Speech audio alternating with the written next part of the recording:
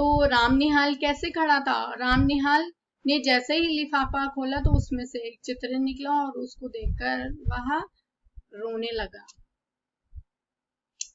कमरे में दो प्रतिमाएं थी, एक बुद्ध की, पहले तो बुद्ध की थी और अब एक राम निहाल की थी। बुद्ध देव मतलब इसलिए दो प्रतिमाएं थी, यहाँ पर दो प्रतिमाएं थी का अर्थ ये हुआ, लेखक जो कहानीकार है वह ये बताना चाह रहा है कि अब कमरे में बुद्ध की तो थी प्रतिमा, अब राम निहाल की भी है, क्योंकि वह चित्र देखकर इस तरह से एकदम स्थिर रह गया और रोने लगा कि वो एक ऐसा प्रतीत हो रहा है जैसे एक मूर्ति खड़ी हो या एक प्रतिमा वहां पर खड़ी हो। इसीलिए कहानीकार ने यहाँ पर दो प्रतिमाएं कही हैं। बुद्ध देव अपनी विराग महिमा में निमग्न है। अब जो बुद्ध देव हैं वो अपनी विराग, उनकी जो प्रतिमा है वो तो अपना विराग, उनकी महिमा जो है वो अपना उसमें ध्यान में निमग्न है, वो मग्न है अपने में। और जो राम निहाल है वो रागशैल सा अचल है। अब यहाँ पर रागशैल का अर्थ हुआ एक पत्थर के समान, एक तरह से पत्थर के समान अचल यानी स्थिर सा खड़ा है, जिसमें हृदय का जो द्रव्य है आंसुओं की निर्झरणी बनकर धीरे धीरे बह रहा था।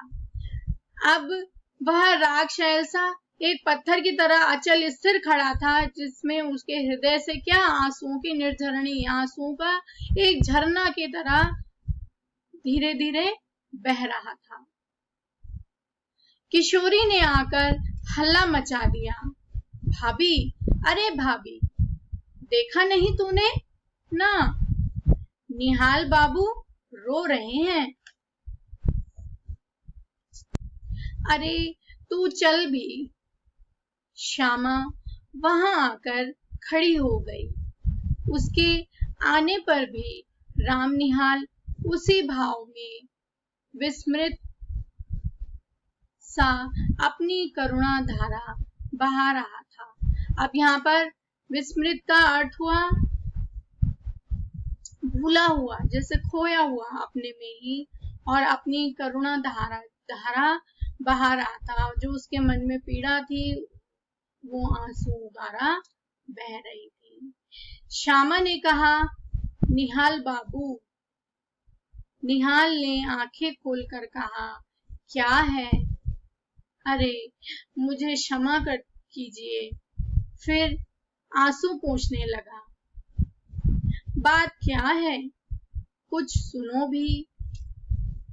तुम क्यों जाने के समय ऐसे दुखी हो रहे हो? क्या हम लोगों से कुछ अपराध हुआ? तुमसे अपराध होगा? यह क्या कह रही हो?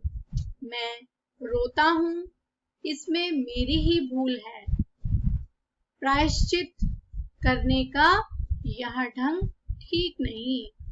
यह मैं धीरे धीरे समझ रहा हूं, किंतु क्या करूं, यह मन नहीं मानता।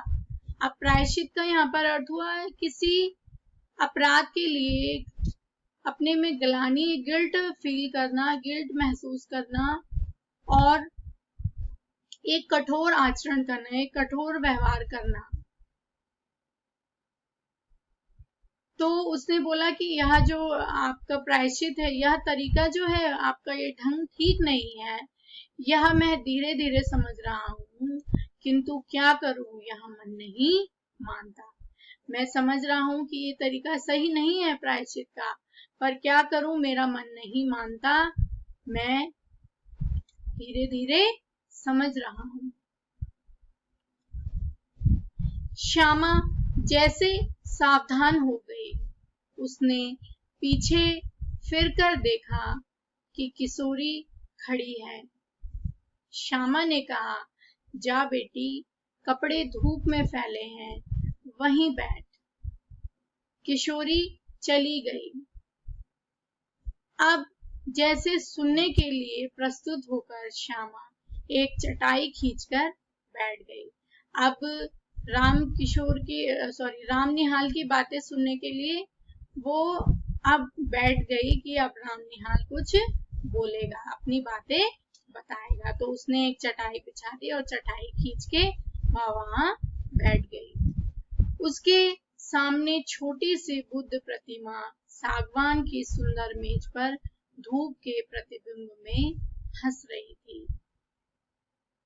अब वहां पर एक छोटी सी जो उसके कमरे में थी, आपका राम निहाल के कमरे में बुद्ध की प्रतिमा थी।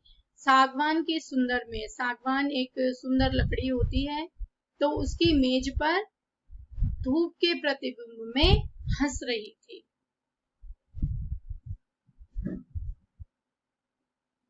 जो धूप की प्रतिबिंब यानी धूप की परछाई, प्रतिबिंब का अर्थ हुआ यहाँ पर परछाई, तो जो धूप की परछाई पड़ रही थी, तो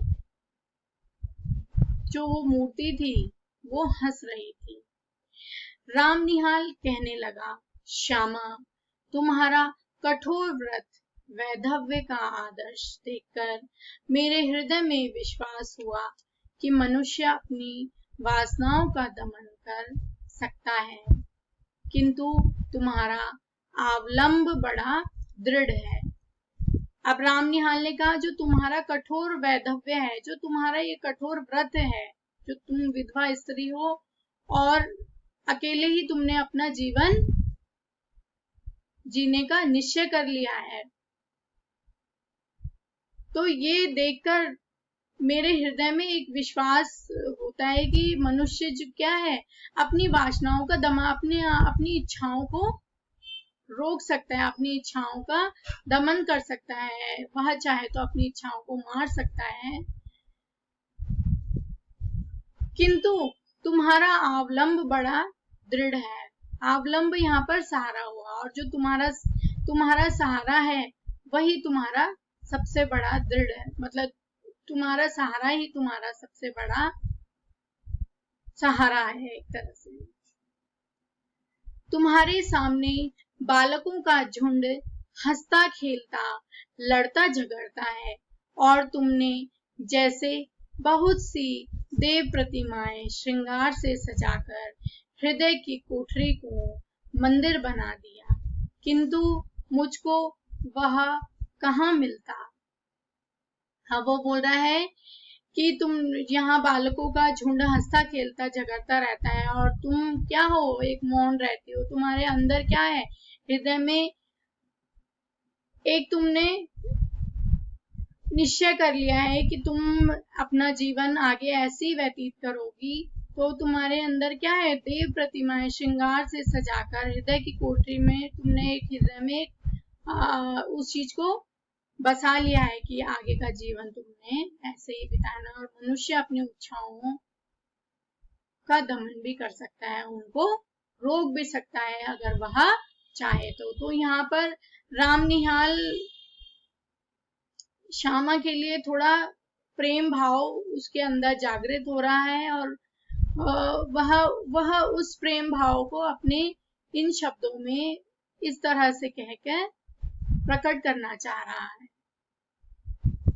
किंतु मुझको वह कहाँ मिलता, लेकिन मुझे कहाँ मिलता ये सब। भारत के भिन्न भिन्न प्रदेशों में छोटा मोटा व्यवसाय, नौकरी और पेट पालने की सुविधाओं को खोजता हुआ जब तुम्हारे घर में आया, तो मुझे विश्वास हुआ कि मैंने घर पाया। अब जब वो बोल रहा है कि मैं जब भारत में, लेखक यहाँ ये कहना चाह रहे हैं कि जो राम निहाल है वो एक मुख्य पात्र भी है इस संदेह कहानी का। तो वह भिन्न भिन्न प्रदेशों में छोटा मोटा व्यवसाय के लिए मतलब नौकरी करके अपना पेट पालता, और खोजता हुआ जब वह श्यामा के घर आया तो उसे विश्वास हो गया कि मैंने घर पाया है। जब वह किराए पर रहने के लिए आया उसके घर, तो उसे विश्वास हो गया कि वह रहने के लिए आया। तो शायद यहाँ पर जो लेखक है, जो कहानीकार है, वो कहीं ना कहीं एक तरह से ग्रहहीन था, यानी कि वो अनाथ होंगे, तो इसीलिए उन्होंने यह बात कही है। मैं जब से संसार को जानने लगा तभी से मैं ग्रहहीन था, यानी कि वो अनाथ होंगे, तभी उन्होंने इस तरह से बात की कि मैं जब से संसार में जानने लगा, जब से मैं इस संसार में आया तभी से मैं ग्रहहीन था, मेरा कोई घर नहीं था, अर्थात मैं अनाथ था। मेरा संदूक और ये थोड़ा सा सामान जो मेरे उत्तराधिकार का अंश था, जो ये थोड़ा सा सामान है वो क्या है, मेरी एक तरह से विरासत है। उत्तराधिकार का यहाँ पर अर्थ हुआ विरासत से, तो वो एक मेरी विरासत का अंश है, थोड़ी सी विरासत है मेरी। अपनी पीठ पर लादे हुए घूमता है, अपनी पीठ पर लादे हुए घूम रहा है इधर से उधर, ठीक उसी तरह जैसे कंजर अपनी गृहस्थी टट्टू पर लादे हुए घूमता है। अब यहाँ टट्टू को इंग्लिश में बोलते हैं म्यूल, तो और कंजर अर्थात एक तरह से जो बंजार होते हैं, मतलब जो जिनका कोई ठिकाना नहीं होता, वो एक जगह से, बंजारे जो होते हैं वो एक जगह से दूसरी जगह इस तरह से ही घूमते रहते हैं और अपना सामान भी इधर से उधर लाते रहते हैं जिधर जिधर वह जाते हैं, तो उनका कोई ठिकाना नहीं है। उसी तरह से रामनिहाल अपने लिए कह रहा है। मैं चतुर था, इतना चतुर जितना मनुष्य को ना होना चाहिए।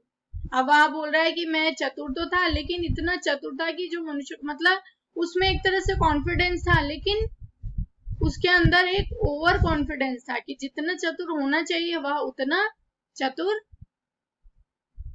ना होके बल्कि बहुत चतुर था, क्योंकि मुझे विश्वास हो गया कि मनुष्य अधिक चतुर बनकर अपने को अभागा बना लेता है और भगवान की दया से वंचित हो जाता है। अब जब उसने इधर उधर भटकते भटकते कहीं सारे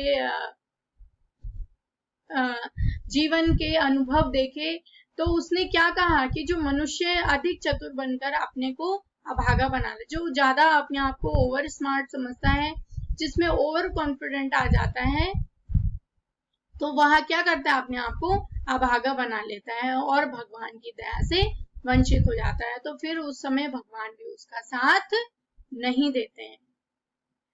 मेरी महत्वाकांक्षा मतलब अर्थात मेरी इच्छाएं, जो उसकी महत्वाकांक्षा है, यहाँ पर महत्वाकांक्षा वो एक बड़ा बनने की इच्छा से कह रहा है कि मेरे उन्नतिशील विचार मुझे बराबर दौड़ाते रहे, मतलब मेरे को बड़ा बनने की, पैसा कमाने की इतनी लालच था, इतनी लगन थी कि वह मुझे इधर उधर दौड़ाते रहे। मैं अपनी कुशलता से अपने भाग्य को धोखा देता रहा, मेरी जितनी कुशलता थी उसके ही अनुरूप मैंने कार्य नहीं किया, बल्कि अपनी कुशलता के अगेंस्ट जाके मैंने कार्य किया और अपने भाग्य को धोखा देता रहा। यह भी मेरा पेट भर देता था। कभी कभी मुझे ऐसा मालूम होता कि यह दांव बैठा, कि मैं अपने आप पर विजयी हुआ। कभी कभी मुझे ऐसा, मतलब एक छलावा सा था उसके मन में कि मुझे कभी ऐसा लगता था कि मैंने ये चीज जीत ली, पर ये जंग जीत ली या ये कार्य मैंने कर लिया, पर वास्तव में ऐसा नहीं होता था, वह उसमें विजयी नहीं हो पाता था। ये सब उसका क्या था, भ्रम था। और मैं सुखी होकर, संतुष्ट होकर, चैन से संसार के एक कोने में बैठ जाऊंगा और मैं ये सब करके एक अपने मतलब एक अपना घर बसा लूंगा और इस संसार में अपने के लिए एक जगह बना सकूंगा। किंतु वह मृग मरीचिका थी,